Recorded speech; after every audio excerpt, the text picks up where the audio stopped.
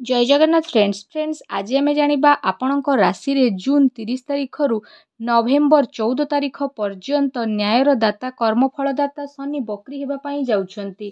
तो आपणक जीवन रे जदि कहिबा ए 30 तारीख रु नवेम्बर 14 तारीख पर्यंत शनिदेवंकर केउ प्रभाव पड़िबा पाई जाउछि आसंतु जानिबा ए भिडियो रे संपूर्ण भविष्यवाणी विषय रे।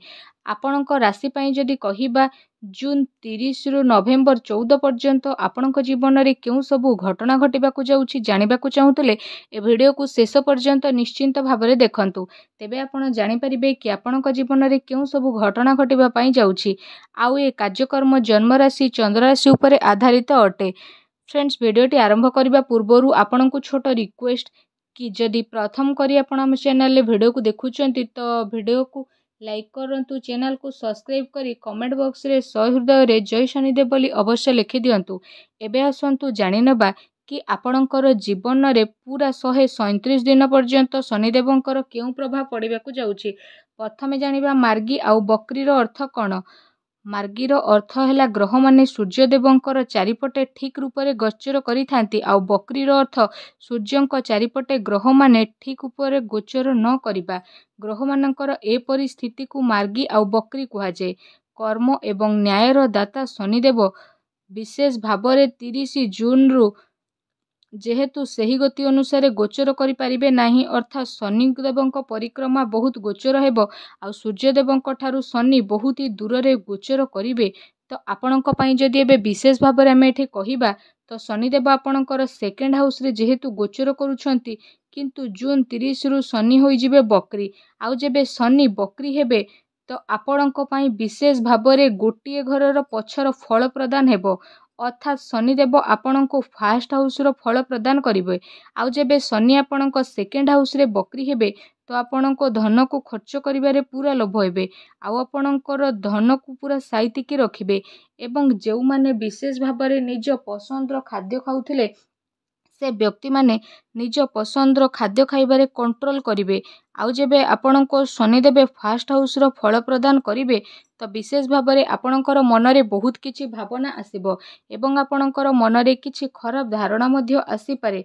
आउ सबु बेले आपण माने आपणकर मन भितरे बहुत किछि भाबिबा पई मध्य लागि जिवे किंतु गोटे खुशीर कथा है आपण माने आपणक फैमिली पई बहुत ही किछि भाबिबे एवं आपण आपणक फैमिली पई किछि ना किछि करिबारे बहुत किछि सक्षम हेबे आउ किछि ना किछि निहाती भाबरे करिवे कारण सेकेंड हाउस होइथाय कुटुंब आउ परिवार पई एवं धन संपत्ति बाणी भाग पई होइथाय। आ गोटे कथा जेबे शनिदेव बकरी हेबे जो राशि व्यक्ति माने कम समय रे बहुत कथा कहउछंती एवं जो माने अधिका कथबार्ता करूछंती जेबे शनिदेव होई जिवे बकरी तो से व्यक्ति माने कम कथबार्ता करिबा पई लागिबे एवं केउ जगह रे कोन कहिबा दरकार भाबी चिंती की कथबार्ता करिबा पई लागिबे एवं पूर्व भली समस्तक सह कथबार्ता मध्य करिबा पई पसंद करिबे नाही। जो जगह रे कथबार्ता करिबा उचित से जगह रे ही कथबार्ता करिबे नहले से माने प्राय टाइम चुप रहिबे।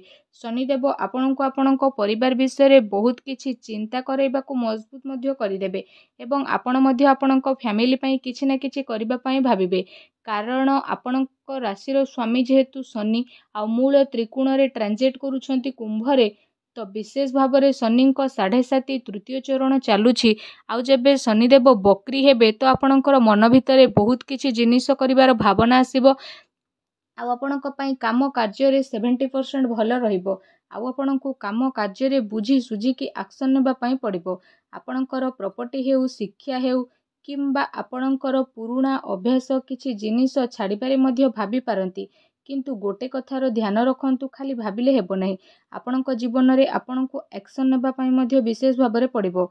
जेबे शनिदेवंकर बकरी दृष्टि आपणक 4th हाउस रे पड़िबो तो ए कथार ध्यान रखंतु आपणक मातांकर चिंता बढ़िबो एवं मातांक बैकसाइड पेन हेबार संभावना मध्य विशेष भाव में रहिछि आउ आपणक मांक भितरे बहुत लेजिनेस मध्य आसीजिवो एवं आपणकर मांक स्वभाव मध्य बदलिबो सेथिपाई आपणक मांकर विशेष ध्यान रखिबा पई पड़िबो।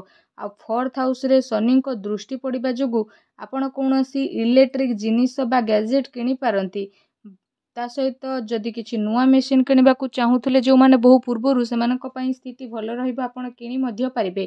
ଯେଉଁମାନେ କଣ୍ଟ୍ରାକ୍ଚୁଆଲ୍ କାମ କରୁଛନ୍ତି ସେମାନଙ୍କ ପାଇଁ ମଧ୍ୟ ଏ ସମୟଟି ବହୁତ ହି ଭଲ ରହିବ। ଯଦି ଆପଣ କୌଣସି ଏକ ନୂଆ ସାଇଡ଼ରେ ନିଜର କାମ ଆରମ୍ଭ କରିବା ପାଇଁ ଚାହୁଁଛନ୍ତି ତ ଆପଣମାନେ କ'ଣ ପାରିବେ, ଆପଣଙ୍କ ପାଇଁ ସ୍ଥିତି ଭଲ ରହିବ। ତା ସହିତ ଶନିଦେବଙ୍କର ବକ୍ରି ଦୃଷ୍ଟି ଆପଣଙ୍କ ଅଷ୍ଟମ ଭାଗରେ ଯେହେତୁ ପଡ଼ିବ, ତ ଅଷ୍ଟମ ଭାଗ ହୋଇଥାଏ ତନ୍ତ୍ର ମନ୍ତ୍ରର। ଯେଉଁମାନଙ୍କର ଡିପ୍ ନଲେଜ୍ ଥାଏ ସେମାନଙ୍କ ପାଇଁ। ଆଉ ଯେବେ ଶନିଙ୍କର ବକ୍ରି ଦୃଷ୍ଟି ଅଷ୍ଟମ ହାଉସରେ ପଡ଼ିଯିବ, ଯେଉଁ ବ୍ୟକ୍ତିଙ୍କର ଡିପ୍ ନଲେଜ୍ ରହିଛି ସେ ବ୍ୟକ୍ତିଙ୍କର ନଲେଜ୍ ବହୁତ ହିଁ ଅଧିକ ବଢ଼ିଯିବ। ଆଉ ଆପଣଙ୍କ ଭିତରେ ଯେଉଁମାନେ ରିସର୍ଚ୍ଚ ଫିଲ୍ଡରେ ଅଛନ୍ତି ତ ସେମାନଙ୍କ ପାଇଁ ସ୍ଥିତି ବହୁତ ହି ଭଲ ରହିବ ଏବଂ ଆପଣମାନେ ବହୁତ କିଛି ଜିନିଷ ଶିଖିବା ପାଇଁ ମଧ୍ୟ ପାଇବେ। ତା ସହିତ ଜାଣିବେ ଏବଂ ଶୁଣିବେ ଏବଂ ବହୁତ କିଛି ଜିନିଷ ମଧ୍ୟ ଆପଣ କରିବେ। କିନ୍ତୁ ଗୋଟେ ଦୁଃଖର କଥା ହେଲା ଶନିଦେବଙ୍କର ବକ୍ରି ଦୃଷ୍ଟି ଆପଣଙ୍କ ଅଷ୍ଟମ ଭାଗରେ ପଡ଼ିବା ଯୋଗୁଁ ଯେଉଁ ବ୍ୟକ୍ତିମାନେ ଯାନବାହନ ଚଳାଉଛନ୍ତି ବିଶେଷ ଭାବରେ ସେ ବ୍ୟକ୍ତିମାନେ ବିଶେଷ ସାବଧାନ ରୁହନ୍ତୁ। ଯାନବାହନ ଚଳାଚଳି ସମୟରେ ତତ୍ପର ହୋଇ କିଛି କାମ କରନ୍ତୁ ନାହିଁ, ନଚେତ୍ ପରେ ଆପଣଙ୍କୁ ହିଁ ଅସୁବିଧା ଭୋଗ କରିବା ପାଇଁ ପଡ଼ିବ। ମାଇଣ୍ଡକୁ ଠିକ୍ ରଖନ୍ତୁ।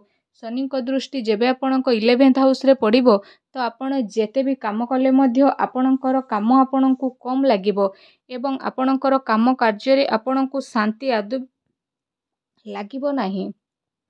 ଆପଣ ଅଧିକ କାର୍ଯ୍ୟ କରିବା ପାଇଁ ମଧ୍ୟ ଲାଗିବେ। ତା ସହିତ ବ୍ୟାପାର ବାଣିଜ୍ୟକୁ ଆଗକୁ ବଢ଼ାଇବା ପାଇଁ ଚେଷ୍ଟା ମଧ୍ୟ କରିପାରନ୍ତି ଏବଂ ଆପଣ ଆପଣଙ୍କ ଜୀବନରେ ବହୁତ କିଛି ପରିବର୍ତ୍ତନ ମଧ୍ୟ କରିବା ପାଇଁ ଚାହିଁପାରନ୍ତି। ତା ସହିତ ଆପଣ ଆପଣଙ୍କ ଜୀବନରେ ବହୁତ କିଛି ପରିବର୍ତ୍ତନ ଯେହେତୁ କରିବେ, ତ କାମ କାର୍ଯ୍ୟକୁ ନ କରିବାକୁ ଚାହିଁଲେ ମଧ୍ୟ ଶନିଦେବ ଆପଣଙ୍କୁ କାମ କାର୍ଯ୍ୟ କରିବାରେ ବାଧ୍ୟ ପ୍ରଦାନ କରିବେ। କିନ୍ତୁ ଗୋଟେ କଥାର ଧ୍ୟାନ ରଖନ୍ତୁ, ବର୍ତ୍ତମାନ ଆପଣଙ୍କ ପାଇଁ ଶନିଦେବଙ୍କର 7.5 ଯେହେତୁ ଚାଲିଛି, ଆଉ ଶନିଙ୍କ 7.5ର ଶେଷ ସମୟରେ ଆପଣଙ୍କ ଜୀବନରେ କିଛି ନା କିଛି ପରିବର୍ତ୍ତନ ନିହାତି ଭାବରେ ଦେଖିବାକୁ ମିଳିବ। କାରଣ ଶନି ଯେତେ ଦୁଃଖ ଦେଲେ ମଧ୍ୟ ଦୁଃଖ ସହିତ ସୁଖ ପ୍ରାପ୍ତି କରିଥାନ୍ତି। ଠିକ୍ ସେହିପରି ଆପଣଙ୍କ ଜୀବନରେ ଯେତେ ଦୁଃଖ କଷ୍ଟ ଚାଲୁଥିଲେ ମଧ୍ୟ ଶନିଦେବଙ୍କର 7.5 ଶେଷ ସମୟରେ ଆପଣଙ୍କ ଜୀବନରେ କିଛି ନା କିଛି ପରିବର୍ତ୍ତନ ନିଶ୍ଚିନ୍ତ ଭାବେ ଆସିବ। ଏବେ ଆସନ୍ତୁ ଜାଣିବା କିଛି ପ୍ରତିକାର ବିଷୟରେ, ଯାହାକୁ ପାଳନ କରିବା ଦ୍ୱାରା ଆପଣଙ୍କ ଜୀବନରେ ଆସୁଥିବା ପ୍ରତ୍ୟେକ ଦୁଃଖ କଷ୍ଟ ଦୂର ହେବ। ଆପଣ ପ୍ରତ୍ୟେକ ଦିନ ସୂର୍ଯ୍ୟ ଅସ୍ତ ପରେ ସୂର୍ଯ୍ୟଦେବଙ୍କ ବିଦ୍ୟା ମନ୍ତ୍ରର ଜପ କରନ୍ତୁ 108 ଥର। ଓଂ ତ୍ରାଂ ତ୍ରିଂ ସଂ ଶନିଶ୍ଚରାୟ ନମଃ। ଏ ମନ୍ତ୍ରକୁ ପ୍ରତ୍ୟେକ ଦିନ ସୂର୍ଯ୍ୟ ଅସ୍ତ ପରେ 108 ଥର ଜପ କରନ୍ତୁ। ତେବେ ଫ୍ରେଣ୍ଡସ୍, ଏ ଥିଲା ଆପଣଙ୍କ ପାଇଁ ବିଶେଷ ଭାବରେ 137 ଦିନର ଶନିଦେବଙ୍କର ବକ୍ରିର ପୁରା ଭବିଷ୍ୟବାଣୀ। ଯଦି ଆପଣମାନଙ୍କୁ ଏ ଭିଡ଼ିଓଟି ପସନ୍ଦ ଆସିଥାଏ ତ ଭିଡ଼ିଓକୁ ଗୋଟେ ଲାଇକ୍ କରନ୍ତୁ, ସେୟାର କରନ୍ତୁ ଏବଂ କମେଣ୍ଟ ବକ୍ସରେ ସହୃଦୟରେ ଜୟ ଶନିଦେବ ବୋଲି ଅବଶ୍ୟ ଲେଖି ଦିଅନ୍ତୁ। ଏହା ସହିତ ଭିଡ଼ିଓକୁ ଅଧିକରୁ ଅଧିକ ସେୟାର କରନ୍ତୁ, ଯାହାଦ୍ୱାରା ଏହିପରି ଭିଡ଼ିଓ ଆମେ ଆପଣଙ୍କ ପାଇଁ ଆଉଥରେ ପୁଣି ନେଇକରି ଆସିବୁ। ଭିଡ଼ିଓଟି ପୁରା ଦେଖିଥିବାରୁ ଆପଣମାନଙ୍କୁ ବହୁତ ବହୁତ ଧନ୍ୟବାଦ।